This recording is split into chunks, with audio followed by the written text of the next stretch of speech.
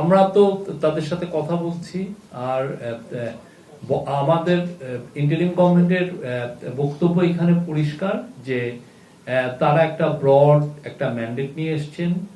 এটা সেই আগেকার সময়ের যে কেয়ারটেকার গভর্নমেন্টের ম্যান্ডেটের মতো না, যে আগেকার সময় যেমন 3 মাসের জন্য যে কেয়ারটেকার গভর্নমেন্ট আসতেন, তাদের কাজগুলো ছিল হলো ইলেকশনটা করা, ইলেকশনকে কেন্দ্র করে সবগুলো কাজ করে 3 মাসে ইলেকশন করে চলে যাওয়া।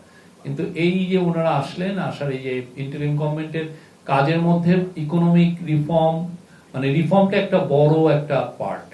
আপনাদের ওনার 3টা কাজ, একটা হচ্ছে সংস্কার মানে রিফর্ম, নির্বাচন, আর একটা হচ্ছে বিচার। ফার্স্টে বিচার, কোনটা ফার্স্টে, সবগুলোই হলো এই কাজের মধ্যে পড়ে। আর আমার মনে হয় যে ইলেকশন নিয়েও ধোঁয়াশার কিছু নাই।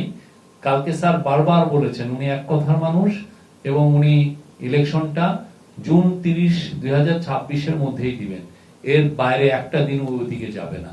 এটা নিয়ে আমরা পলিটিক্যাল পার্টিদেরকে কালকে চিফ অ্যাডভাইজার বলেছেন। আর পোর্ট এগুলো বিষয়ে আমার মনে হয় যে এটা একটা, আমরা যে বাংলাদেশের যে ম্যানুফ্যাকচারিং হাব করার ইচ্ছা আছে, যে স্বপ্নটা আমরা দেখছি, সেটার সাথে পোর্ট ম্যানেজমেন্ট খুবই দ্রুত জড়িত, এবং এটা যত দ্রুত করা যায় তত সবার জন্য মঙ্গল।